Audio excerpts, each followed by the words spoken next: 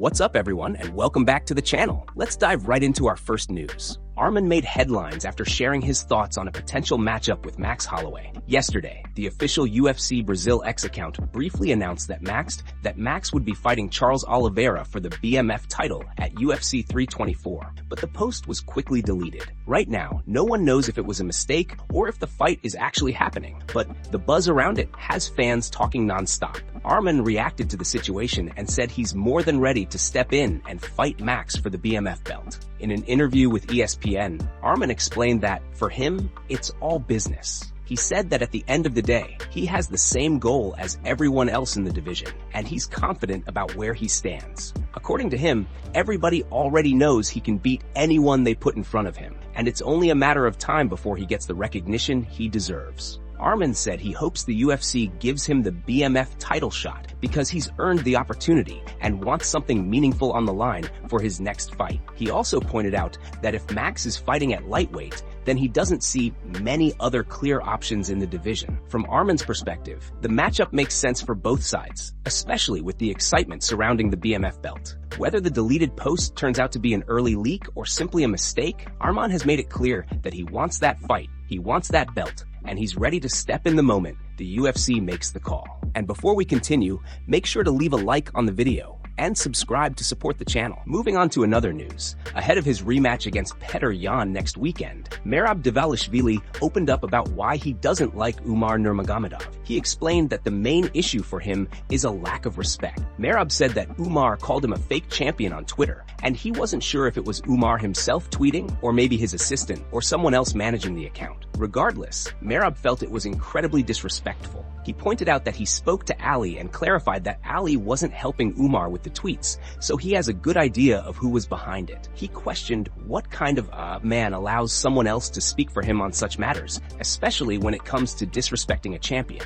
Merab then shared his own approach to social media. He admitted that he doesn't speak perfect English, but whenever he posts, he makes sure to have someone translate his words accurately. Whether it's his assistant, a friend, or someone he trusts, the words are always his own. He emphasized that he would never let anyone else tweet something that doesn't reflect his thoughts. That principle made Umar's actions even more insulting in his eyes. The fighter continued, saying that being called a fake champion was what angered him the most. Merab feels he earned his championship and deserves respect for all the hard work it took to get there. Even though he understands that fights can be unpredictable and one punch can change everything, the title he holds is the result of dedication and skill. He believes that if someone is competing for a championship, they should respect the champion they aim to beat. According to Merab, Umar failed to do that, and it's what he finds most frustrating about the situation. He added that now Umar is making excuses, but Merab has moved past it mentally. He's focused on his preparation and his upcoming fight, and he's done letting the disrespect affect him. For him,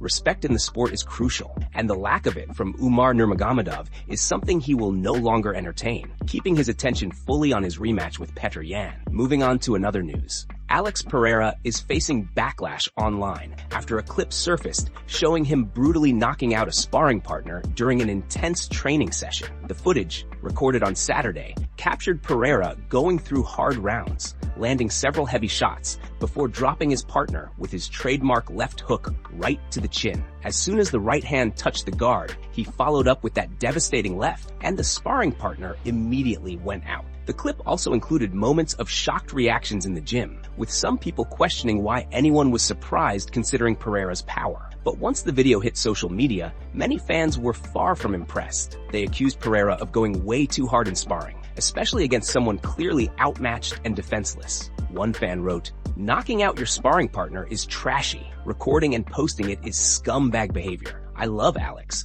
but posting this is messed up, and people complain about Strickland hurting sparring partners." Another fan added, "Alex, no. KOing your sparring partners and posting it is trashy and scummy. You're better than that. Is that even sparring anymore? Why is Alex doing this?" The backlash continued as more fans chimed in, questioning the purpose of such hard sparring and criticizing the decision to upload the footage publicly. Many argued that sparring should be controlled, technical, and focused on improvement rather than trying to knock someone unconscious. In addition to the controversial clip, Pereira was also seen sparring with 6'7" heavyweight Robles Despania. The two exchanged some massive shots during their session, showing Pereira once again pushing the intensity during training. Clips of that exchange also spread online, adding to the conversation about how hard he trains and whether it crosses the line. Despite the criticism, Pereira hasn't responded publicly yet, but the reaction makes one thing clear: fans are divided. Some see it as a champion sharpening his weapons, while others believe he went too far by knocking out a teammate and letting the world see it. Moving on to another news, Sean Brady is now openly discussing the possibility of moving down to the lightweight division after his knockout loss to Michael Morales. On the latest episode of his podcast, Brady expanded on that idea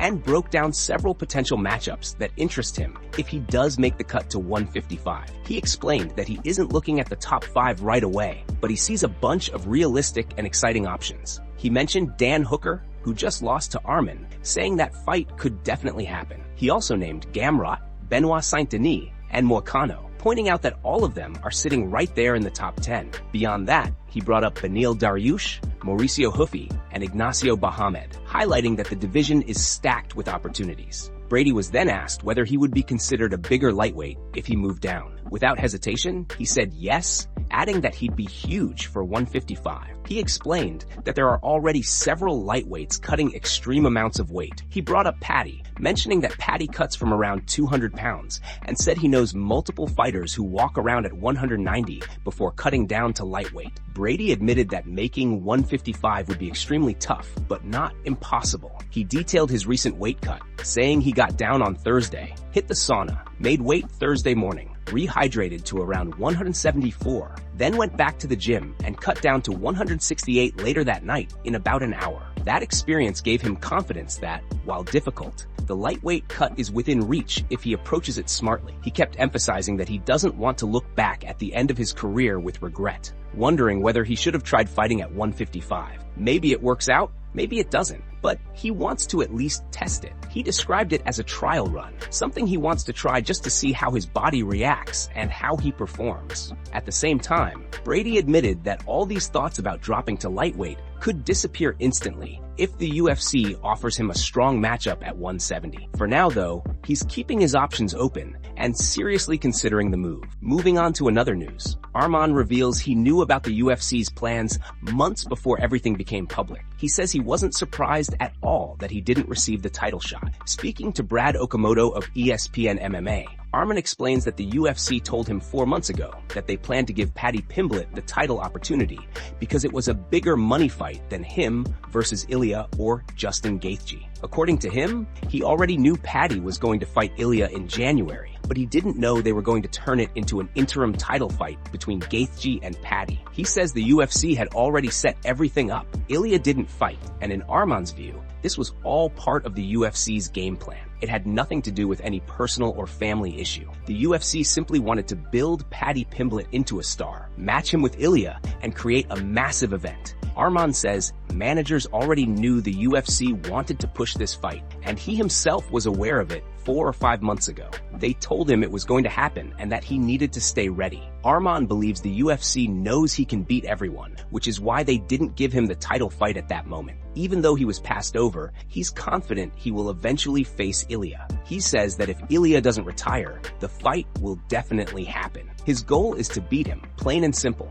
Addressing the slap incident, Arman says Ilya only made himself look bad. According to Arman, Ilya hurt his own reputation, not his. He says everyone is laughing at Ilya because of what he did. Arman then switches gears and talks about Justin Gaethje preparing for his fight with Paddy. He even offers to help Justin get ready. He says, "Justin, if you need help, let me know. I'll fly to you and help you." Arman says he genuinely wants Justin to win because he hates Paddy and wants to see him lose. He hopes Justin stays disciplined, doesn't party, stays away from drinking, and fully dedicates himself to training. Arman says this is Justin's last chance, and he wants him to take it seriously. Moving on to another news, Hinato Moicano has made it absolutely clear that he is not happy about Paddy Pimblett getting a fight with Justin Gaethje for the lightweight interim title. In his recent interview with Stand Me Up, Moicano didn't hold back at all. He broke down Paddy's resume piece by piece, pointing out how little sense it makes for him to be fighting for any kind of championship belt. belt. Moicano said that when you really look at Paddy's wins,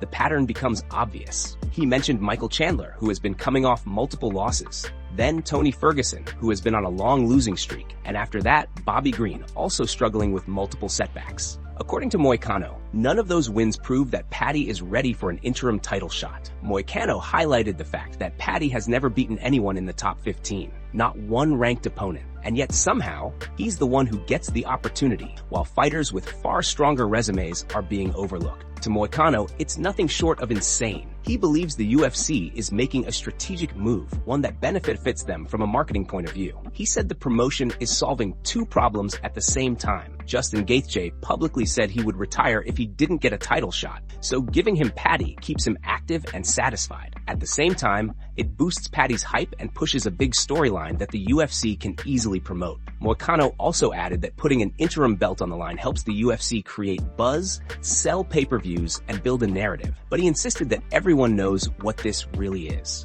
In his words, that belt is not a real belt, and the whole situation is nothing more than a marketing tool.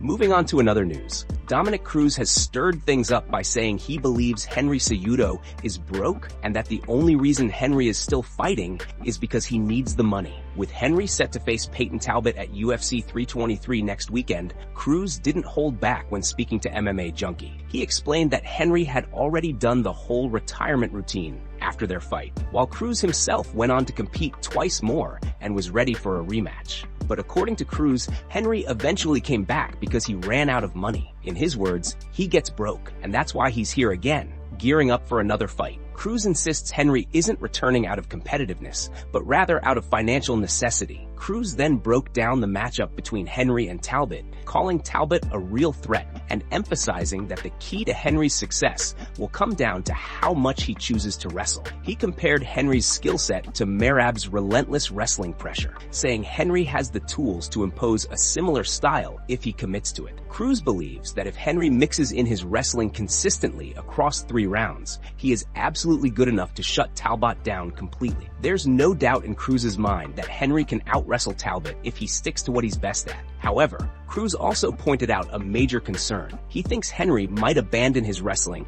and try to strike with Talbott instead, which could create big problems. According to Cruz, Henry has been falling in love with his stand-up lately, choosing to strike more than wrestle in recent fights. If Henry takes that approach again, Cruz warns that Talbott will give him all kinds of trouble. Talbott's speed, timing, and confidence make him dangerous on the feet, and Cruz believes Henry will be putting himself at unnecessary risk if he doesn't lean heavily on his grappling. Ultimately, Cruz frames the entire fight as a question of discipline and strategy. Henry has the ability to dominate with his wrestling, but if he decides to stand and trade, Cruz thinks the matchup could go badly for him, especially at this stage of his career, and with everything he has riding on this return. Moving on to another news, Kamaru Usman has officially kicked off his training camp as he gears up for his next fight. The former champion is now eyeing a massive opportunity, setting his sights on a title shot against the newly crowned king, Islam. Both fighters have shown genuine interest in facing each other, and the anticipation around this potential matchup is already building. Usman recently shared a clip from his early preparation,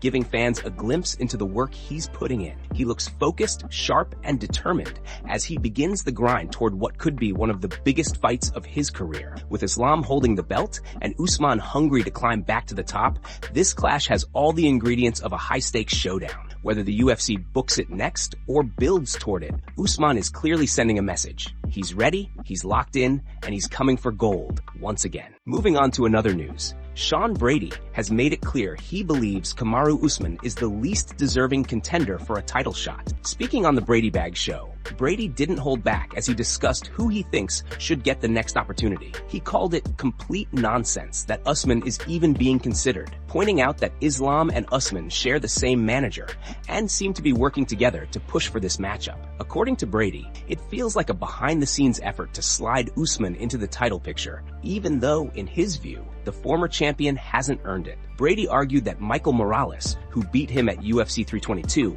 is the most deserving contender right now. He says Morales is undefeated, sitting at 19-0, and just defeated him when Brady was the #1 contender. In Brady's eyes, that alone puts Morales at the top of the list. He adds that Protest should be next in line, saying he's right there and deserves a shot before Usman. Brady also claims Shavkat isn't in the conversation at the moment. He says Shavkat needs to get back into the race, stay active, and earn his way back toward title contention, because everyone else is fighting and staying in motion while Shavkat is on the sidelines. As the conversation continued, Brady was asked where Ian might move with a win. He responded that he doesn't think Ian will take Ball's spot directly. Instead, he believes Morales will likely move up, and Ian will probably shift into the number 3 or 4 position. Brady explains that in the rankings, you don't always jump directly into someone's exact spot just because you beat them. The system doesn't always work in a strict one-to-one exchange. When asked about Morales' current ranking, Brady said Morales was sitting at number 3 and that the UFC will likely bump him to number 2 after the win. From there, he expects Ian to slide into number 3, which would still keep him in a strong position but not ahead of Morales.